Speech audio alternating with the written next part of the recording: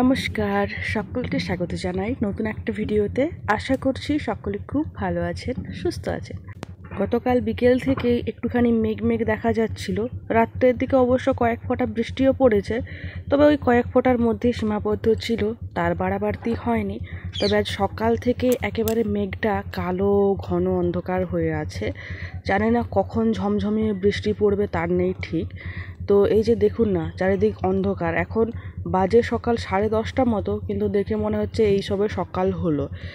তো এইখানে আমাদের ঘরের এই সামনে রাতে এখানটাতে তো ওই ধাস বালিটা আর সিমেন্টগুলো রয়েছে। এবার বালির তো সেরম কিছু হবে না বৃষ্টি পড়লে, তবে এই সিমেন্ট যদি একটুখানি বৃষ্টি পেয়ে যায় তাহলে কিন্তু ওটা জমাট বেঁধে নষ্ট হয়ে যাবে। সেই নিয়ে প্রচুর চিন্তায় রয়েছি। আর ওই যে টিন পাতা বা কর্কেট পাতাগুলো একটুখানি উপরে চাপা দিয়েছি, যাতে বৃষ্টি পড়লেও যেন না পায়। বিভিন্ন রকমভাবে ব্যবস্থা নেওয়া হয়েছে। আসলে সিমেন্টের বস্তাগুলোকে প্লাস্টিকের ওই তিরপল দিয়ে করে ভালো করে পেঁচিয়ে তারপরে টিন দেওয়া হয়েছে, যাতে কোনো রকমের বৃষ্টি টিষ্টি না পায় আর কি সিমেন্টগুলোতে। কারণ এক ফোঁটা বৃষ্টি পেলেও ওটা মুশকিল হয়ে যাবে। তাই অনেকখানি ভয়েই ছিলাম যে বৃষ্টি যদি না হয় তাহলে খুবই ভালো হয়। আর এইখানে আমাদের বেগুন গাছটাতে তো মারাত্মক পরিমাণে বেগুন ধরছে।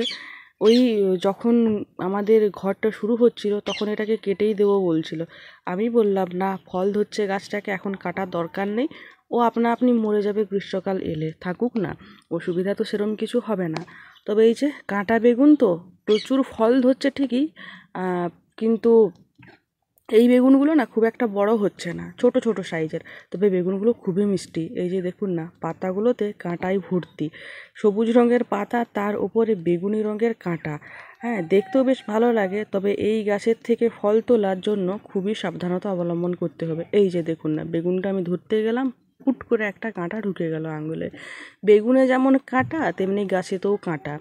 আর এই বেগুনগুলো একেবারে ছোট ছোট আছে, আরও বড় হতো। এইগুলো কচি কচি, আর একটু বড় হলে কি হচ্ছে জানেন তো, পোকা লেগে যাচ্ছে। তাই কচি কচিই তুলে নিচ্ছি। কচি কচি বেগুন খেতেও বেশ ভালো লাগবে, আর পোকাও হবে না তার জন্য।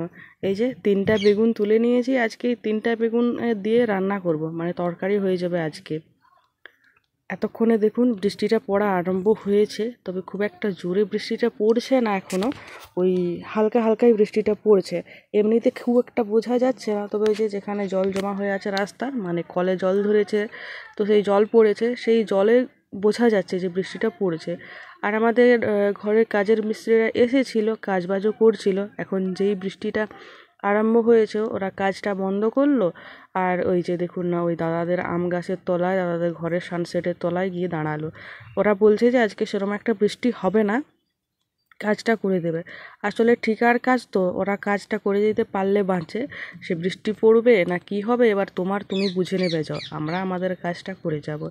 তো ওরা বাড়ি যাব বলছিল। তারপর ওদের যে হেড মিস্ত্রি, উনি বললেন যে একটুখানি দাঁড়িয়ে যা, দেখ আগে বৃষ্টিটা জোরে হলে পালিয়ে আয়, আর যদি বৃষ্টিটা জোরে না হয় তাহলে কিন্তু থেকে যা, বৃষ্টিটা থামলে পরিষ্কার হয়ে গেলে আবার কাজে লেগে যাবে। আর এই যে আজকে ছিল বৃহস্পতিবার, এইদিকে ছচ টচ দিয়েছিলাম।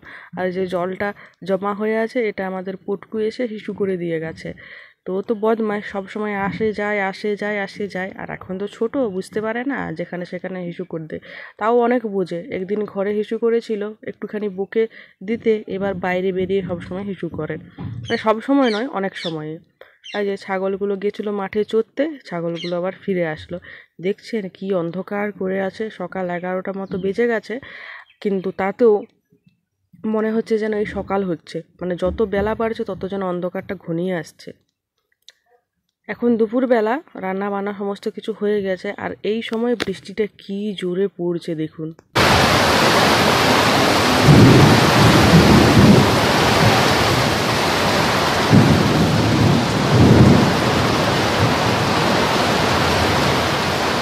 সকালবেলা বৃষ্টিটা পড়ার পর, মানে হালকা বৃষ্টি পড়ার পর তো থেমে গেছিলো, হালকা হালকা রোদও বেরিয়েছিল। তো মিস্ত্রিরা আবার কাজে লেগে পড়েছিল। তো একটা সাইডের দেওয়াল ওরা তুলেছে, ওই যে দেখুন ওই তিরপল দেওয়া আছে ওই দেওয়ালটা। আর তারপরে দুপুর 2-2:30টার দিকে জোর বৃষ্টি শুরু হয়ে গেছে। আর আমার বরের তো মানে চিন্তায় যেন মাথায় আকাশ ভেঙে পড়েছে। এই যে যেগুলো মানে আজকে নতুন করে দেওয়ালটা তোলা হলো, সেই দেওয়ালটার কি হচ্ছে মানে প্রথমে ভেবেছিল যে কিছু হবে না, কিন্তু তারপরে দেখছে যে যত বৃষ্টি পাচ্ছে বৃষ্টির জলে না ধোয়া হয়ে যাচ্ছে সিমেন্টটা। তো সিমেন্ট ধোয়া হয়ে গেলে তো ইটগুলো খুলে খুলে পড়ে যাবে। আজকে মেঘ করছিল বলে খুব বেশি যদিও কাজ হয়নি, যেটুকু কাজ হয়েছে সেটুকু যদি ধোয়া হয়ে নষ্ট হয়ে যায় তাও তো মুশকিল, তাই না? সেই দিকে যে খরাপুর জলটা দেওয়া আছে পুরো দেওয়ালটাতে, ওটাতে গতকালকে কাজ হয়েছিল। আর গতকাল দেখা যাচ্ছিল কাজ হয়ে যাওয়ার পরে মিস্ত্রিরাই ঢাকা দিয়ে দিয়েছিল। এবার আজকে যেখানে যতটুকু কাজ হয়েছে সেই কাজগুলো তো মিস্ত্রিরা ঢাকা দিতে পারলো না, ওরা বললো তোমরা ঢাকা দিয়ে দাও। আর কি ঢাকা দেবো? তো ওই জন্য আমার বর কোথায় কি বস্তা, কখনো কোনো জায়গায় টিন এইসব দিয়ে ঢাকা দিচ্ছে, যাতে করে একটুখানি রক্ষা করা যায়। আসলে এটা তো ঢালাই নয় যে পুরোটা ঢাকা দিতে হবে, শুধু দেওয়ালের উপরটাতে ঢাকা দিলে আর জলটা পাবে না। সাইড থেকে জল পেলে বলছে সেরকম একটা ক্ষতি হবে না, তবে ওই সোজাসুজি জলটা পড়লে সিমেন্টগুলো ধোয়া ধোয়া হয়ে যাবে আর ইটগুলো খুলে খুলে পড়ে যাবে। তো ওই জন্য বরকে ভিজতে বারণ করছি, কিন্তু তা সত্ত্বেও ও কথা শুনছে না। ও ভিজে ভিজে হলো মানে ও বলছে যে জলটা মানে বৃষ্টির জলটা ছাড়িয়ে যাওয়ার পর ঢাকা দিয়ে তো কোনো লাভ নেই, এক্ষুনি ঢাকা যেতে হবে। আর যত সময় পেরোচ্ছে তত যেন বৃষ্টিটা বাড়ছে। আর আমি এই যে ছাদের ওপর থেকে দাঁড়িয়ে দাঁড়িয়ে ওর সাথে কথা বলছিলাম, তো আমি এবার নেমে যাচ্ছি, রাস্তার দিকে এলাম। দেখুন না আজকে কী রকম বৃষ্টিটা পড়ছে। সকাল থেকে তো অতটা বৃষ্টি না পড়লেও দুপুর হতেই মারাত্মক পরিমাণে বৃষ্টি শুরু হয়েছে। দেখছেন এখানে রাস্তায় গড়িয়ে গেছে কেমন, প্রচুর বৃষ্টি পড়ছে, প্রচুর। ভাবা যায়নি যে এত বৃষ্টি পড়বে। আর বৃষ্টিটা পড়ার সময়টাও কঠিন, এক্ষুনি বৃষ্টিটা পড়তে হলো। এই যে এইখানে যে সিমেন্টগুলো ছিল না ওইগুলোকে দেখে শুনে সরিয়ে ফেলা হয়েছে, সরিয়ে ওই দাদাদের বাড়িতেই নিয়ে যাওয়া হয়েছে। ভাগ্যিস এইখান থেকে সরিয়ে দেওয়া হয়েছিল, না হলে এই এত বৃষ্টিতে ওই টিন দিয়ে ওগুলোকে আটকানো যেত না, সিমেন্টগুলো নিখাত নষ্ট হতো। তো ভালোই করেছে এইখান থেকে সরিয়ে দিয়েছে। আর রাস্তার ধারের ধাসগুলো একটু উপরের দিকে তুলে দেওয়া হয়েছিল, তবুও রাস্তাতে এত পরিমাণে জল যাচ্ছে, কিছু বালি তো ধোয়া হবেই। আর এখন আবার দেখুন না, যেই জোরে বৃষ্টিটা হয়েছে মেঘটা পরিষ্কার করে আবার রোদ দিতে শুরু করেছে। মানে বৃষ্টি তো পড়ছে, সেই সঙ্গে আবার রোদও দিচ্ছে। এই যে দেখুন না, দেওয়ালটা এসে রোদটা পড়ছে আর রাস্তায় তো জল যাচ্ছে। এই রকম জল তো বর্ষাকালে অনবরত যায়, বর্ষাকালে তো সব সময় রাস্তা ভিজে যায়, কিন্তু এখন শীতকাল, এই শীতকালের সময় এই রকম বৃষ্টি পড়লে ঠান্ডাটা তো বাড়বেই, সেই সঙ্গে আমাদের কাজেরও অনেক ক্ষতি হয়ে যাবে। এখন এইটা হচ্ছে ধরুন ওই ফেব্রুয়ারি মাসের ভিডিও। আর এই যে দেখুন না এইখানে রোদ দিচ্ছে, ওই যে আমি একটুখানি দেখাচ্ছিলাম আমার আঙুলের ছায়া পড়েছে দেওয়ালটাতে, মানে কি রকম অবস্থা, রোদও দিচ্ছে বৃষ্টিও পড়ছে। হ্যাঁ, আর ওই দিকে দেখুন আমাদের ওই দরজাটার ওই সাইডের দিকে, মানে কাকিমাদের ঘরের ওই দিকে তো পুরোপুরি একদম জল উঠে গেছে ওপরে। আর এই যে এইদিকে ঘর এখন অনেকটা পরিষ্কার করেছে, তবে বৃষ্টিটা থামেনি। অন্ধকারটা কেটে পরিষ্কার হয়েছে, কিন্তু বৃষ্টিটা আগের থেকে আরও জোরে পড়ছে, যদিও বোঝা যাচ্ছে না ভিডিওতে, কিন্তু সত্যি সত্যিই অনেক জোরে পড়ছে। আর এইদিকে আমার বর পুরোপুরি ভিজে একাকার অবস্থা হয়ে গেছে, তাও ভিজেই চলেছে, ভেজা আরও ছাড়েনি। মানে একটার পর একটা কাজ করেই যাচ্ছে, ঢাকা দিয়েই চলেছে। আসলে কি হচ্ছে, ঢাকা দিচ্ছে আবার সেই ঢাকাগুলো খুলে খুলে পড়ে যাচ্ছে। তো ওই করে করেও বারবার ঢাকা দিচ্ছে, চাপা দিচ্ছে। আবার কোনো আজকে কি হয়েছে, একটু একটু করে কাজ হয়েছে, তো কোনো জায়গায় ঢাকা দিচ্ছে আবার ভুলে যাচ্ছে, আবার কোনো জায়গায় ঢাকা দিচ্ছে, এই হচ্ছে আর কি। আর গতকালকে যেগুলো কাজ হয়েছে সেইগুলো সব জায়গায় তো ঢাকা দেওয়া নেই, ওই একটা দেওয়াল নতুন তৈরি হয়েছে, ওই দেওয়ালটাতে ঢাকা দেওয়া আছে। বাদবাকি টুকটাক যেখানে যেখানে কাজ হয়েছে সেগুলোতে ঢাকা দেওয়া হয়নি।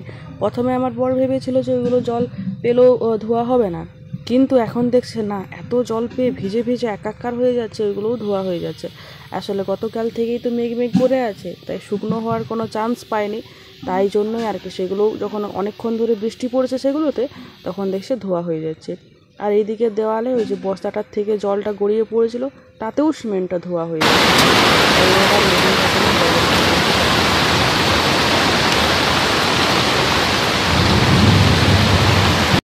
আজকে মেঘলা ওয়েদার সকাল থেকেই করেছিল, তার জন্য আজকে খিচুড়ি রান্না করলাম।